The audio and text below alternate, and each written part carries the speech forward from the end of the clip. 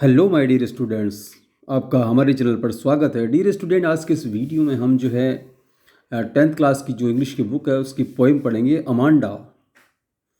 प्यारे बच्चों, इस जो पोइम है इसमें कवि ने इस बात का वर्णन किया है कि किस प्रकार से एक छोटे बच्चे को जो बार बार उसके घर वालों के द्वारा, जो उसके माँ बाप के द्वारा टोका टोकी की जाती है, और बच्चा जो है इस टोका टोकी को कम पसंद करता, वो ना पसंद करता, और इसको बीच बीच में जो कल्पना भी करता रहता है कि भाई इस प्रकार से जो है मैं क्या हूँ, किस प्रकार से मैं बन जाऊँ। इस प्रकार की कल्पनाएं वो किया करता है। कवि ने जो है इन्हीं बातों को वर्णन किया है।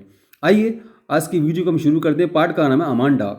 पहले हम पोइम पढ़ने से पहले इस पे जो थोड़ा इसके बारे में पढ़ लेते हैं। Every child feel that see his control and instructed not to do. हर बच्चा ये सोचता है कि उसे जो है इस प्रकार से नियंत्रित नहीं किया जाए, उस प्रकार से उसको निर्देश नहीं दिए जाए। वन थिंग और अनदर, ये करो वो करो। यू टू मैं फील दैट आप भी योर फ्रीडम इज कर्टेल। आपको भी ऐसा महसूस होता होगा कि आपकी जो स्वतंत्रता को कम कर दिया गया, उसको बाधित किया जा रहा है। Write down some of the things you want to do. आप कुछ ऐसी चीज़ें लिए बातें लिखें जो आप करना चाहते हैं। But your parents elders do not allow you to. लेकिन आपके माँ बाप जो हैं, आपके बड़े जो हैं, आपको इस बात की अनुमति नहीं देते हैं। To read the poem aloud for the pairs. आप इस पोएम को जो है एक साथ समूह में पढ़ें। Each reading alternate stanza you are in for a surprise. जब आप इसको क्रम पढ़ेंगे तो आप बड़े अचंभित से होंगे कि भाई ऐसा लगेगा भाई ये सब कुछ हमारे साथ ही घटित हो रहा है। तो आइए हम पोएम को शुरू करते हैं। पहले जो है don't bite your nails Amanda. Amanda जो कि इस कविता की पात्र है, जो मुख्य पात्र है, तो उसको कहा जा रहा है कि don't bite your nails Amanda. Amanda, तुम अपने नाखूनों को मत काटो। Don't bite your nails Amanda. Amanda, जो अपने जो नाखून है तुम उसको दांतों से मत काटो। Don't hunch your soldiers Amanda. Amanda, तुम अपने कंधों को मत झुकाओ। Stop that slouching and sit up. इस प्रकार से तुम जो सुस्ती से बैठी हुई हो ना, उसको छोड़ो और सीधे बैठो। Stop that slouching. इस प्रकार से जो निढाल सी, बिल्कुल सुस्त से, ढीले ढीले से तुम बैठी हुई हो, ऐसे मत बैठो। एंड सिटअप स्ट्रेट, बिल्कुल सीधे बैठो।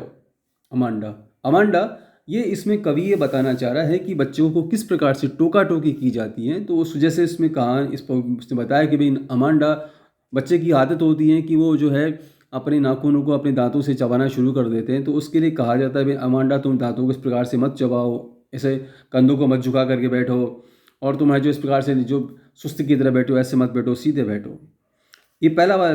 अगला वाला स्टेंज जो है उसमें जो है ये बच्ची जो है एक कल्पना करती है, और उसमें वो कल्पना करती है कि देयर इज ए लैंग्विड एमरल्ड सी। एक बिल्कुल शांत सा जो है, उदासीन सा, एमरल्ड माना पन्ना होता है, सी एक हरा भरा सा महासागर, समुद्र है। एक बिल्कुल शांत पड़ा हुआ हरा महासागर है। Where the sole inhabitant is me. वहाँ की मैं एकमात्र निवासी हूँ, एक अकेली मैं हूँ जो मैं वहाँ पर रहती हूँ। ए मरमेड, एक जलपरी। ड्रिफ्टिंग ब्लिसफुली, जो कि मैं बड़ी शांत और जो मैं बिल्कुल शांत और मंद गति से चलती हूँ। बच्चे ने कल्पना करी, जब उसको इस प्रकार से डांटा जा रहा था, जब वो चुपचाप अपनी कल्पनाओं में खो जाती है और वो सोचती है कि बिल्कुल विशाल सा, हरा भरा सा, गहरा महासागर, समुद्र है, जिसकी मैं एकमात्र निवासी हूँ, बस मैं ही हूँ वहाँ पर, केवल मात्र जो है। There is language emerald sea, विशाल महासागर, समुद्र है, जिसकी मैं एकमात्र निवासी हूँ। Where the sole imitated is me, वहाँ की एकमात्र निवासी मैं हूँ। ए मरमेड, जल परी। ड्रिफ्टिंग ब्लिसफुली, जहाँ पर मैं बड़ी धीमी धीमी और मंद गति से, बड़े आराम से मैं चलती हूँ। आगे जो है फिर देखा, अगला स्टेंजर देखेंगे हम। Don't finish your homework Amanda. Sorry, did you finish your homework Amanda. Amanda, क्या तुमने अपना गृह कार्य समाप्त किया। डिड यू टिडी योर रूम अमांडा। अमांडा, क्या तुमने जो है अपने कमरे को साफ किया। आई थॉट, मैं सोचती हूँ। I told you to clean your shoes Amanda. Amanda, मुझे शायद ऐसा याद है या मुझे ऐसा ध्यान आ रहा है कि मैंने जो है तुमको अपने जूते साफ करने के लिए कहा था। I told you to clean your shoes, मैंने तुम्हें तुम्हारे जूते जो हैं साफ करने के लिए कहा था, क्या तुमको याद है। मैंने तुमको ऐसा कहा था। इसमें फिर कवि ये वर्णन करना चाह रहा है कि इसमें फिर जो है बच्चे से प्रश्न किए जाते हैं, क्या तुमने अपना गृह कार्य कर लिया, क्या तुमने मैंने कमरा साफ करने के लिए वो कह कर लिया क्या। इस प्रकार की बातें जो माँ बाप अक्सर कहा करते हैं बच्चों को, तो कवि ने इस बात का वर्णन किया है। फिर जो है अगले में देखेंगे, बच्चा फिर जो है अपनी जब माँ बाप इस प्रकार से टोकते फिर वो कल्पना में खो जाता है। और अगले में फिर कवि ने वर्णन किया, I am N orphan roaming the street, मैं अनाथ हूँ और रोमिंग द स्ट्रीट, मैं गलियों में ऐसे बिल्कुल आवारा की तरह जो है मैं घूमता रहता हूँ। इसके अलावा जो है मैं गलियों में भटकता रहता हूँ। आई एम एन ऑर्फन, मैं एक अनाथ हूँ, रोमिंग द स्ट्रीट, में गलियों में घूमता फिरता रहूँ। आई पैटर्न सॉफ्ट डस्ट, आई पैटर्न, पैटर्न का मतलब मैं आकृतियाँ बनाता हूँ, सॉफ्ट डस्ट, मुलायम सी धूल के ऊपर, विद माई हस्ट बैर फीट, अपने जो बिल्कुल शांत और जो नंगे पैर हैं मेरी, मतलब मेरे पैरों में वो जूते चप्पल नहीं है, तो निश्चित रूप से जो धूल होगी उस पर उसकी आकृतियाँ बनेंगी धूल मिट्टी के ऊपर। जब वो नंगे पैर चलेगा तो द साइलेंस इज गोल्डन, ये जो बिल्कुल चुप्पी और शांत जो माहौल है ये मुझे बड़ी पसंद है, ये बड़ी अच्छी है। द फ्रीडम मुझे स्वीट, और भले ही मैं अनाथ हूँ और मैं नंगे पैर हूँ, लेकिन फिर भी जो ये प्रकार की जो शांति है ये मुझे बड़ी मनपसंद है। और फ्रीडम जो स्वीट, और मेरी जो स्वतंत्रता है बड़ी मीठी है, बहुत ही अच्छी है, बहुत ही सौम्य है। ये बच्चा जो है कल्पना करता है।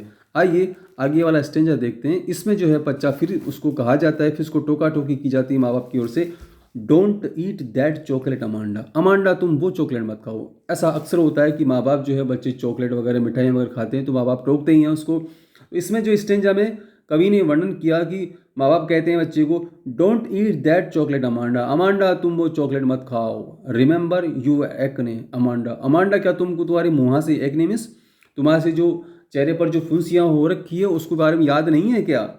Will you please look at me, क्या तुम मेरी ओर देखोगी। When I am speaking to you, जब मैं तुमसे बात कर रही हूँ अमांडा, अमांडा क्या तुम मेरी ओर देखोगी।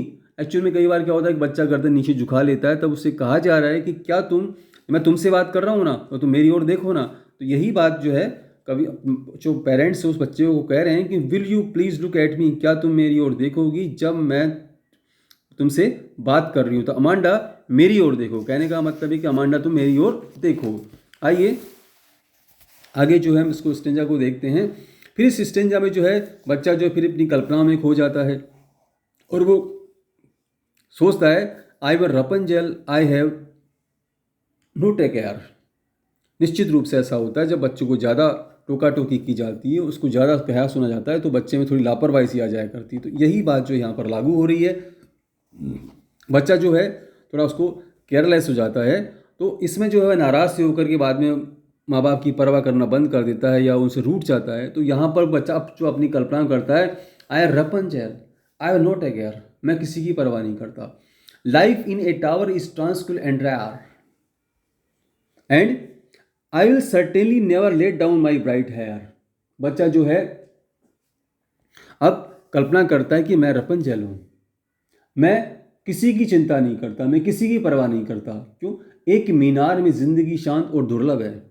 Life in a tower is tranquil and rare, एक जो मीनार है उस पर ज़िंदगी जो है, मतलब अगर मान लीजिए मुझे वहाँ रहने का मिल जाए, अगर मैं वहाँ रह रही हूँ, बच्चा कल्पना करता है, तो मीनार में जो ज़िंदगी होती है वो बिल्कुल कैसी होती है, बहुत ही शांत होती है और साथ में दुर्लभ होती है, क्योंकि हर किसी को रहने को नहीं मिलती है।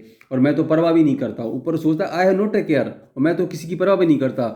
आई will certainly never let down my bright hair, और मैं निश्चित रूप से जो है मैं कभी भी अपने सुनहरे बाल जो हैं उसे गिरने नहीं दूंगी। भाई वो कल्पना करती है अब इस तीसरे जो स्टेंजा में कि भाई मैं रपंजेल हूँ, मैं किसी की परवाह नहीं करती, और जो अगर मान ली मुझे किसी मीनार में, भले मैं अकेले ही रहूँ वहाँ पर और मुझे वहाँ पर रहने का मौका मिलता है, तो मैं जो है वहाँ पर ज़िंदगी बहुत शांत होती है, इसलिए बड़ी मुझे अच्छी पसंद है, अच्छी है ज़िंदगी, बहुत ही शांति है, हर किसी को मिलती भी नहीं है। तो बच्ची ऐसे सोचती है। अगला वाला जो है फिर स्टेंजा है, कवि ने फिर माँ बाप की जो टोका टोकी उसके बारे में वर्णन करती है। Stop that sulking at once Amanda, Amanda तुम इस प्रकार से रूठना बंद करो, इस प्रकार से नाराज करना सुबकना बंद करो। You are always so moody, तुम इतनी चिड़चिड़ी क्यों हो अमांडा, अमांडा तुम हमेशा इस प्रकार के व्यवहार क्यों खासुका क्यों करती हो, चिड़चिड़ी सी क्यों बनी रहती हो। Anyone would think that I nagged at you, तुम्हें कोई देखेगा तो तुम्हें ये सोचेगा कि मैं तुम्हें हमेशा जो नेग्ड मीन्स टोका टोकी करती रहती हूँ, मैं तुम्हें हमेशा जो लगातार तुम्हें टोकती रहती हूँ, तुम्हारी शिकायतें करती रहती हूँ अमांडा। तो हर कोई देख के, जबकि मैं तो तुम्हारी मतलब माँ बाप तो ये कहते मैं तो तुम्हारे भले के लिए टोक रहे हैं, लेकिन बच्चा उसको समझता नहीं है। तो इसमें जो है माँ बाप जो पेरेंट्स हैं वो अमांडा को कहते हैं stop that sulking at once, तो तुरंत जो है स्टॉप दैट सल्किंग एंड बस तुम रूठना बंद करो। और इसके अलावा तुम हमेशा इस प्रकार से चिड़चिड़ी क्यों बनी रहती हो, तुम हमेशा भी हंसती खेलती क्यों नहीं रहती हो। लोग सोचेंगे भाई मैं तुम्हें इस प्रकार से बाहर डांटता फटकारता हूँ, माँ बाप सोच रहे हैं, और तुम इस प्रकार से रहती हो। तो anyone would think that I nagged at you, कोई भी ये सोचेगा अमांडा कि मैं तुम्हें हमेशा डांटती फटकारती रही हूँ, तुम्हारी दोस्त निकालती रहती हूँ, तो तुम इसलिए हमेशा जो है प्रसन्नचित्त और खुले दिल से आज का हंस बोल के रहा करो। डियर स्टूडेंट्स, आज की पोइम हम यहीं तक खत्म करेंगे। इसके जो राइटर थे वो रॉबिन क्लेन थे। आपको वीडियो कैसा लगा आप हमें ज़रूर कमेंट्स करके बताएं। इसके साथ साथ आपको जो इस प्रकार की वीडियो लगातार मिलते रहें तो आप हमारे चैनल को सब्सक्राइब जरूर करें। धन्यवाद।